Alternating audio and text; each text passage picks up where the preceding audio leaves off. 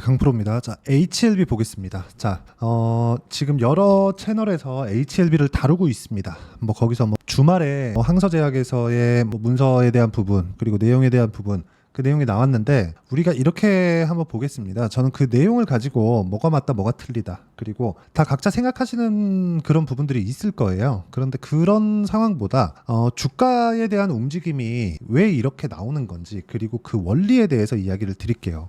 일단 제 생각은 그렇습니다. 오늘 같은 경우에 HLB는 하한가 이틀째 갔고요. 그리고 HLB는 저는 오늘 매수에서 매도까지 다 이뤘습니다. 한 3% 정도 손절해서 오늘 매매는 끝났는데, 오늘 이 HLB를 왜 매매를 하게 됐는지, 그리고 매매하는 과정에서 어떤 부분을 봤는지, 그리고 반등하는 구간이 나올 겁니다. 이격은 무조건 좁혀야 돼요. 그리고 좁히는 구간에서 폭발적인 상승세가 나올 텐데 그 폭발적인 상승세를 왜 잡아야 되는지, 그 내용까지 이야기를 드리도록 할게요. 자, 그러면 이 내용부터 보시죠. 그룹사에 대한 움직임을 한번 봐야 되는데, 가장 거래가 많았었던 게 HLB, HLB 제약, HLB 생명과학, 이렇게 세 가지입니다. 그러면 HLB 오늘 하한가고요. 그리고 여기서 HLB 제약, 그렇죠, 오늘 27% 하락해서 끝났고요. 그리고 HLB 생명과학 13% 하락해서 끝났습니다. 자, 근데 특이사항이 있어요. HLB 생명과학은 뭐 적게 올랐다 그런 걸 떠나서 다 HLB가 이끌고 간 겁니다. 근데 뒤따라서 올랐고 적게 올랐으니까 하락하는 폭도 이미 힘이 빠져 있는 상태에서 하한가 두 방,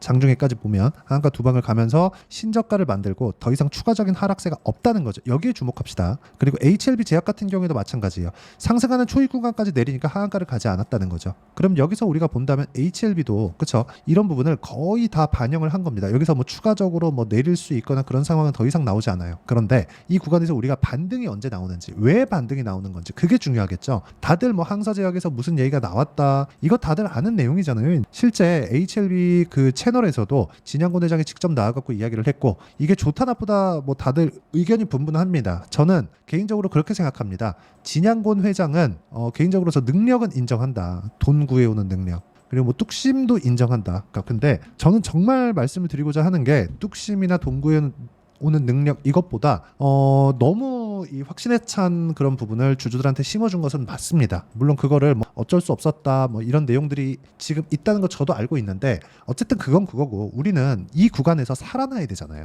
그렇죠? 여기서 그냥 뭐 매도하고 나간다거나 그런 상황을 만들면 안 되잖아요. 그렇죠? 그런 상황이 아니라 우리가 어떤 식으로 회복 구간을 만들어내야 되는지, 그 이야기를 드리려고 합니다. 근데 오늘 답이 나왔습니다. 뭐가 나왔어요? HLB 제약 하한가 안 갔고요. HLB 생명과학은 오히려 양봉 마감을 했다. 이런 부분을 보더라도 우리는 뭘 봐야 돼요? 주식시장은 그렇죠, 가격인 부분에서는 정직하다. 그렇죠. 어떠한 예상도 하지 않고 가격적인 부분에서는 정직하다. HLB는 하한가 마감이 됐지만 제약 그리고 생명과학은 오히려 양봉 마감이 됐다. 그러면 어느 정도까지 빠질지, 그 구간에서 우리가 어떻게 타점을 잡아야 되는지, 그 내용을 판단하는 게 중요하다. 왜 이게 중요한지 제가 그 구간에 대해서 다시 한번 이야기를 드리면, 자 보세요. 제가 어떤 구간에서 매매를 이어가고 있는지, 그리고 여기 HLB 오늘 거래한 내용부터 한번 보겠습니다. HLB는요 오늘, 그쵸, HLB는 오늘 생명과학이 오히려 양봉 마감을 했지만 HLB 같은 경우에 하한가를 또 갔잖아요. 내일은 안 갈 확률이 높습니다.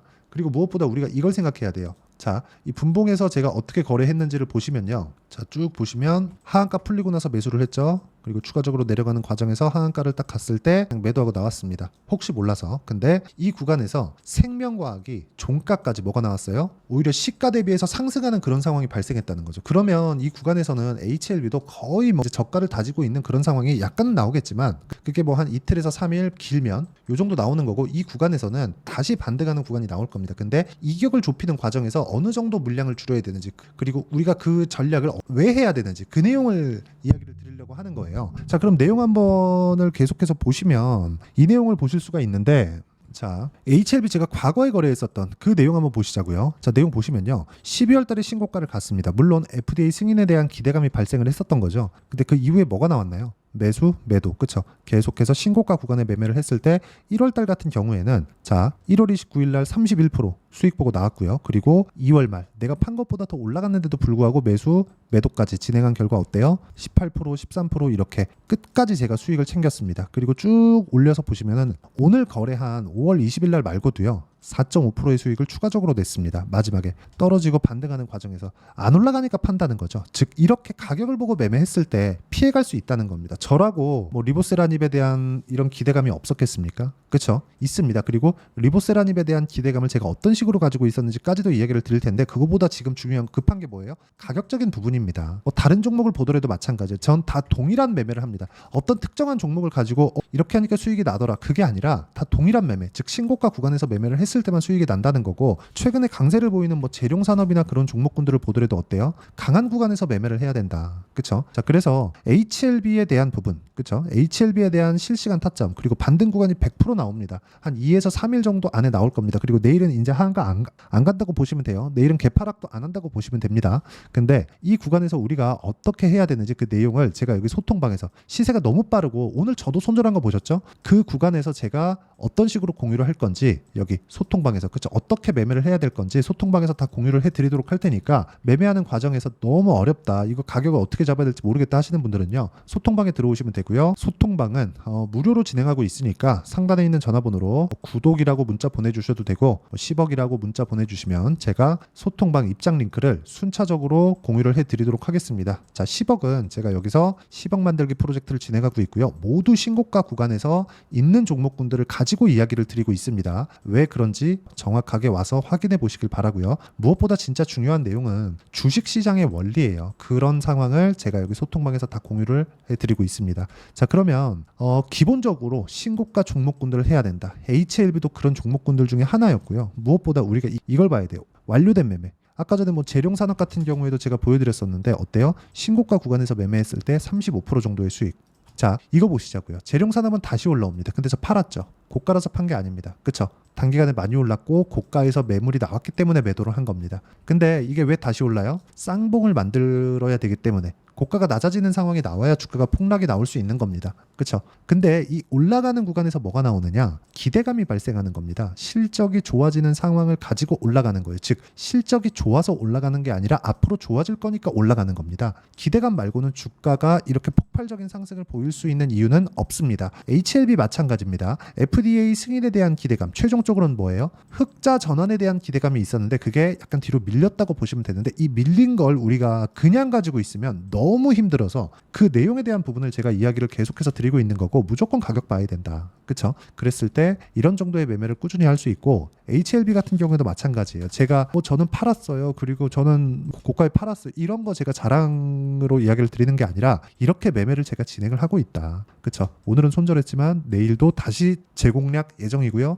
그런 부분을 제가 소통방에서 실시간 타점으로 다 공유를 해드리고 있으니까 상단에 있는 전화번호로 구독 또는 10억이라고 문자 보내주시면 제가 10억 만들기 프로젝트를 진행하고 있는 소통방 입장 링크를 다 순차적으로 공유를 해드리도록 하겠습니다. 그리고 이렇게 시세가 진행되는 원리 그리고 이렇게 타점을 잡는 원리가 있겠죠. 그 원리에 대한 부분은 여기 HLB의 단기 보유 전략 무엇보다 가격이 중요하다고 제가 누차 말씀드렸죠. 여기 단기 보유 전략에 대해서 제가 이격을 어떻게 좁혀가야 되는지 그 단기 보유 전략에 대해서 공유를 해드리도록 할 테니까 그리고 무엇보다 HLB만의 실시간 타점을 제가 문자로 공유를 해드리도록 하겠습니다. 상황이 급하죠. 그래서 상단에 있는 전화번호로 HLB라고 문자 보내주시면 제가 실시간 타점과 함께 이번에 100% 이격을 줄입니다. 그래서 이격을 좁히는 과정에서 단기로 우리가 어떻게 봐야 되는지 이래야 우리가 빠져나올 수 있다는 점 이거 반드시 기억하시고요. 무엇보다 중요한 건 FDA 통과된다 안 된다 이런 거를 예상을 해서 지금은 보지 말자는 겁니다. 일단 살아남아야 되니까 그래야 우리가